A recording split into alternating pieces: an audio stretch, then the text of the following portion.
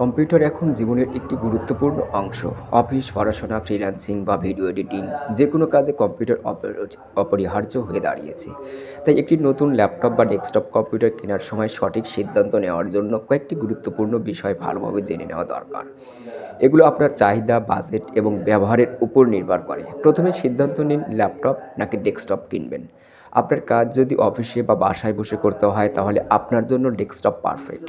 আর যদি ট্রাভেলিং বা school, college বা বিশ্ববিদ্যালয়ে নিয়ে যেতে হয় তাহলে ল্যাপটপের বিকল্প নেই। চলুন জানি কম্পিউটার কেনার আগে যা অবশ্যই খেয়াল রাখবেন। আপনার চাহিদা এবং উদ্দেশ্য।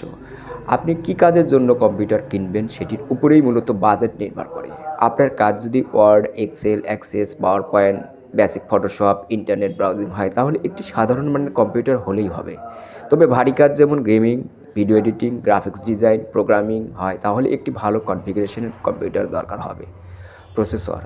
যদি অফিস বা সাধারণ কাজ হয় তাহলে Intel Celeron, Pentium, Intel i3, AMD Ryzen 3 পর্যাপ্ত।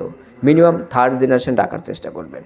তবে ভারী কাজ বিশেষত ভিডিও এডিটিং, গ্রাফিক্স, গেমিংয়ের জন্য i5, রাইজন 5 বা তার উপরে সেরা। র্যাম। সাধারণ কাজে মিনিমাম 4 জিবি র্যাম হতে পারে।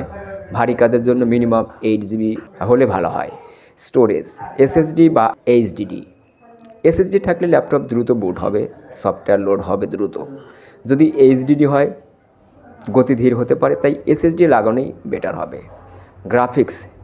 কাজের ধরন অনুযায়ী সাধারণ অফিস, ব্রাউজিং, লেখাপড়া বা হালকা কাজের জন্য ইন্টিগ্রেটেড গ্রাফিক্স যথেষ্ট। কিন্তু ভিডিও এডিটিং, গ্রাফিক্স ডিজাইন বা গেমিং করতে হলে ডেডিকেটেড গ্রাফিক্স কার্ড ভালো। Port connectivity. USB, type A, type C, HDMI, headphone jack ইত্যাদির প্রয়োজন হবে। তাই আগে থেকে দেখুন, যদি পোর্ট কম হয় তবে অ্যাডাপ্টার বা ডগিং লাগাতে পারেন। ডিসপ্লে এবং ব্যাটারি লাইফ। ল্যাপটপের ক্ষেত্রে স্ক্রিন ক্লিয়ার ও চোখ আরামদায়ক হওয়া উচিত। যদি দীর্ঘ সময় কাজ করতে হয় ল্যাপটপের ব্যাটারি লাইফ ভালো হলে বহির্গমন বা অফিস ভ্রমণ সুবিধা হবে। তবে এগুলো সাধারণত বাজেটের উপর নির্ভর করে। বাজেট কম হলে সব ফিচার পাবেন না, আর বাজেট বেশি হলে হয়তো আপনি কিছু ফিচার ব্যবহার নাও করতে, তাই ব্যবহার অনুযায়ী বেছে নিন। ধন্যবাদ। ভিডিওটি ভালো লাগলে অবশ্যই লাইক, কমেন্ট, শেয়ার করতে ভুলবেন না। আর পরবর্তী ভিডিও দেখার আমন্ত্রণ রইল। সে পর্যন্ত সবাই ভালো থাকবেন।